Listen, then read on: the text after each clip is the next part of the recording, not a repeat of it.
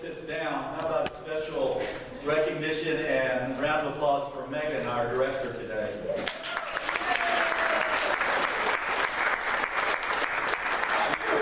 We only have a precious few more days with her before she is off, and so that was special having her. And if you want to say anything, you can say it now or during prayer time. I know this isn't your last service, but still, it was great. Yeah, a couple more. So, take a breath. I'm wondering how you are today. If you're like me, when someone asks that question, we have usually a normal kind of knee-jerk reaction. I'm fine, how are you? And sometimes it's true. Sometimes you're fine. But sometimes we say that and we don't really mean it completely. We get asked, how are you? The answer is often layered. On the one hand, we're good. I mean, look at us here. We're here together, this beloved community of people in this lovely space. And yeah, that's good. But on the other hand, while we are so glad to be here, at some level we're not. We have come here out of a weary, conflicted world. It might be something in your life personally. Or maybe it's in the upheavaled world that we live in. Speaking for myself, for so much of the week these days, I hurt when someone in our flock is struggling with illness or job insecurity or worry about having health insurance, which there are people in this congregation who that is affecting that question.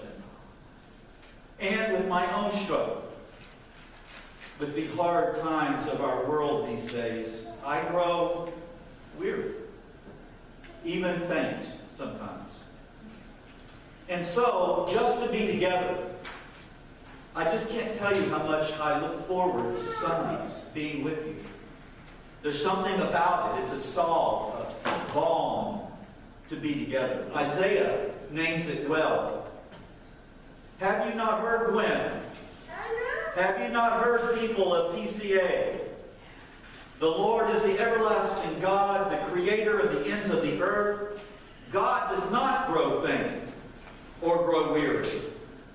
Her understanding is unsearchable. He gives power to the faint and strengthens the powerless. Even youth will faint and be weary, and the young can fall exhausted. But those who wait for God shall renew their strength. They shall mount up with wings like eagles. They shall run and not be weary. They shall walk and not faint.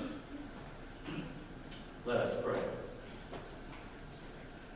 Holy One, we ask that you be with us now and that the words heard and words spoken would be found well pleasing in your sight and would somehow prove a balm in Gilead for all the people.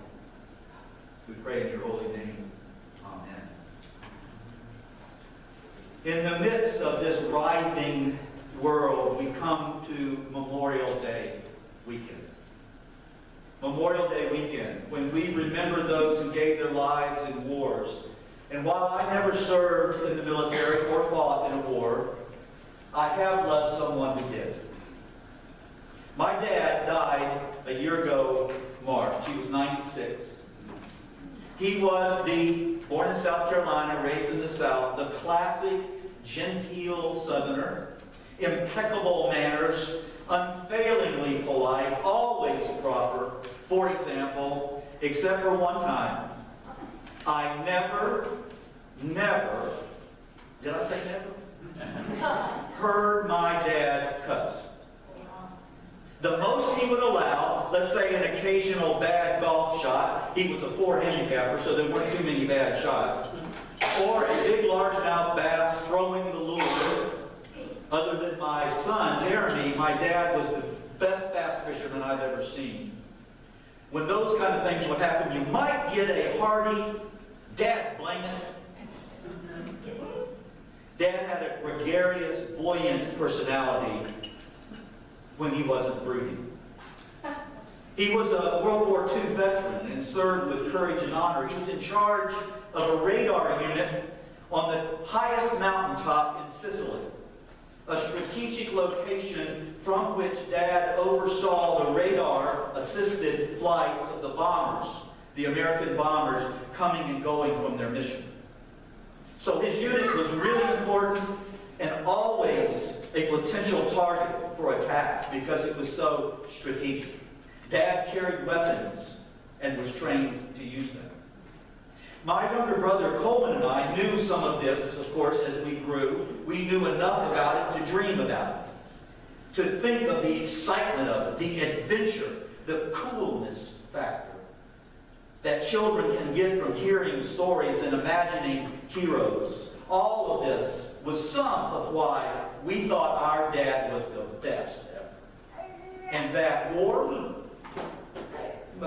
he must be all right. I can still remember the exact moment when it changed, when it all changed for me. Coleman and I was about 8, he was about 5.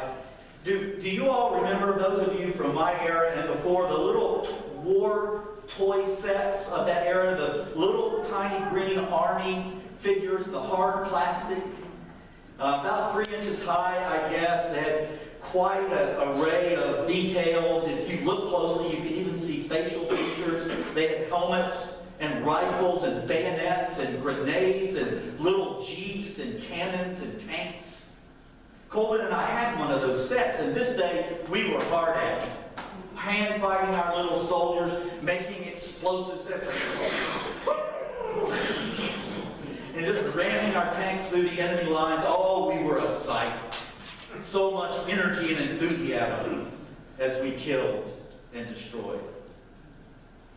Our dad was sitting in the chair, was in the living room, watching us, as I'm sure he had done before with this game. But this time he leaned forward, his elbows on his knees, and said, "Boys, stop a minute." We stopped. And while I don't remember exactly what I was feeling, I'm pretty sure I was expecting from him some approval, some sort of affirmation, recognition of what we were doing. Instead, he said, "Boys, I see that you are playing war and that you are having fun. But I need to tell you something." And at this point, to my utter astonishment, my father's voice wavered and his eyes filled with tears. And he said, "Boys, war is not fun. War is awful. War is hell. It is terrible. No one should ever have to go to war. I wish I hadn't had to go." At that point, there was a sequence of thought that I can still remember. First, my dad cussed. My dad cussed. I had never heard that before. Then the second thought was, why did he cuss? Then the other words filtered in. War is terrible. He wished he hadn't had to go. Do you know the phrase paradigm shift? When in a flash, everything that you thought you knew is called into question. That's what happened to me. As I think back on my times with Dad and the subject of his service came up, I realized, and I realized this more and more as I grew older, he would never dwell on the times of danger and fear. The only stories he would tell in any detail were about friends that he had, about pilots that he had helped to make it back safely, and about his dog. Early on, a stray dog had shown up, and Dad took her in. He named her after the ubiquitous food staple of that place, the fake meat Spam. Constant companions they were for over a year, and every time Dad would tell us of their parting, She had had puppies. Spam had puppies. And as my dad walked down the road leaving, Spam was in the middle of the road, torn between her puppies and her beloved master, running back and forth as my dad got further and further away. And every time he would tell that story, he would cry. He would just weep. And I have come to see over the years that it was more than Spam that he was crying. There was a lifelong melancholy in my father. That Spam wasn't the only thing he lost in the war that he could never recover. My dad's perspective, should veterans be honored for their service? Should we memorialize those who gave their lives fighting for our nation? Oh, yes. Of course, yes. Dad was proud of his service, and he remembered with tears his friends who died. Those brave, brave people. But he would say on Memorial Day, do not glamorize it. Tell the truth. War is hell.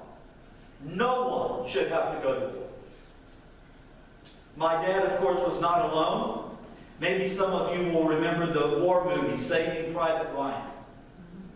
Came out in 1998. In the church I was serving at the time, over coffee after worship, sitting with a couple of World War II vets. They had read the reviews of the movie about the completely realistic tone and experience of the movie. One reviewer said, it is just like being there. Are you going to go see it? I asked them. And I can still remember the far-off expression on their faces. And one of them said, no, I'm not going to go see it. There should never be another war, my dad said. Did you know that the latest statistics show that 19% of vets from the most recent wars have PTSD? And that 30% of Vietnam veterans have PTSD? And that there are nationally 20 veterans. Later you'll say, did he say a month? 20 veterans, was it a month, a year? What was it? 20 veterans a day commit suicide? A day? In 2014, the latest available total figure, more than 7,400 veterans took their lives. War is hell. No one should have to go. Our scriptures present to us people who were weary and exhausted and fainting. And I am thinking today of those who have served and are suffering still. I'm thinking of those who have died, leaving their bereft families. And on Memorial Day weekend, I am taking my cue from my father and suggesting we do two things. First, we take our place with people of faith through the ages and pray. Oh God, please beat our swords into plowshares and spears into pruning hooks, and help us to learn war no more. Amen. I remember my dad today on Memorial Day and proclaim that I have sought to honor his sacrifice and hold up his memory and teaching. War is hell, he said to his two young sons. By seeking to follow in my life the Prince of Peace, and to refuse to glamorize war and call out politicians who do. And this moment cannot pass. It would be inauthentic of me to preach this sermon and not say this. To those here who are blessed to have children as part of your life, grandparents and parents, when you are buying presents for them, for birthday or Christmas, please think well and clear about what your gift says to them. What do violent video games that glamorize killing and toy weapons represent? Let us remember the Scripture and my Father's teaching and learn war no more. And let us hear the words of veteran of World War II, five-star general and President of the United States, Dwight David Eisenhower. I hate war as only a soldier who has lived it can. Only as one who has seen its brutality, its futility, its stupidity. Every gun that is made, every warship launched, every rocket fired signifies in the final sense a theft from those who hunger and are not fed, those who are cold and are not clothed. And the second thing I suggest we do is to honor and remember those who have served and those who have died. And so this sermon ends with names. In the silence, I invite you to speak out loud names of those you knew and loved who died in wars, to speak out loud the names of those who served in danger and are with us no more, those who served in harm's way who are still alive, and those in your life who are now serving. And as you speak these names, say who they were to you, father, mother, friend, family, whatever, and where they served. I will go first. When I determine that you have finished speaking, I will end. Gwin Eugene Pratt, Sr., my father, World War II. Vince Sapini, good high school friend, killed at 19 years of age in Vietnam.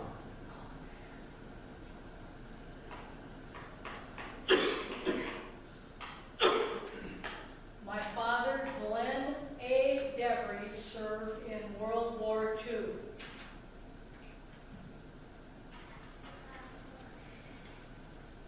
Charles Patrizio, childhood friend, killed in Vietnam.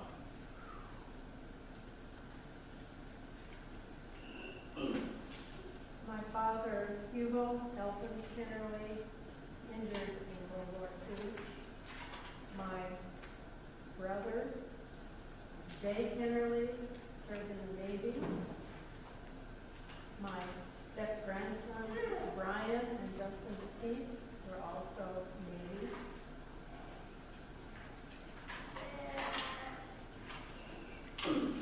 My father was the Navy and Korea and World War II. Arthur Peterson. My brother, Randy Christensen, Vietnam. Douglas Barkus, childhood friend on up. Served in Vietnam, career Army, suffering a variety of Agent Orange problems.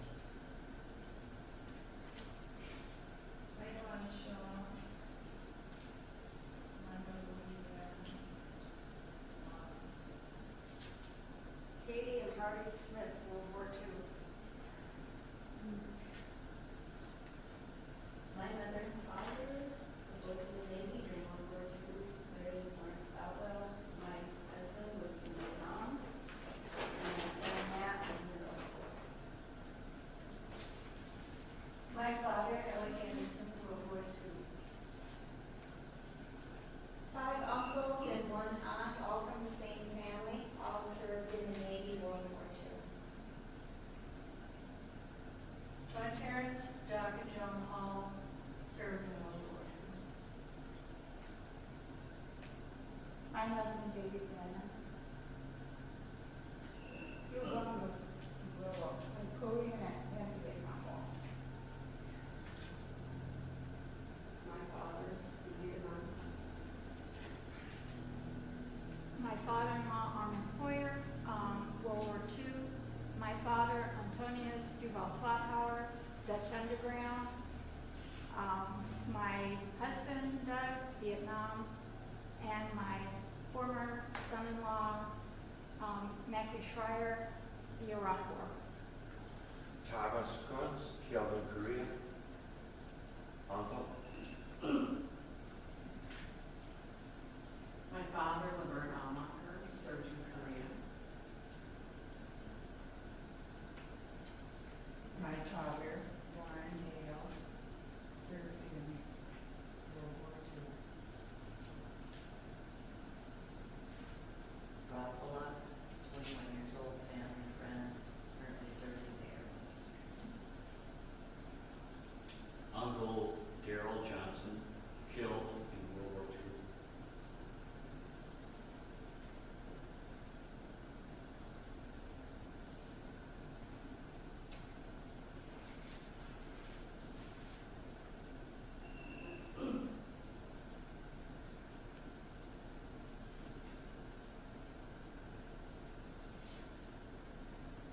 Hear the word of the Lord. Have you not known? Have you not heard? The Lord is the everlasting God, the creator of the ends of the earth. God does not faint or grow weary. Her understanding is unsearchable. He gives power to the faint and strengthens the powerless. Even youth will faint and be weary, and young exhausted. But those who wait for God shall renew their strength. They shall mount up with wings like eagles. They shall run and not be weary. They shall walk and not faint. And they shall beat their swords into plowshares and their spears into pruning hooks. And nation shall not lift up sword against nation, neither shall they learn war.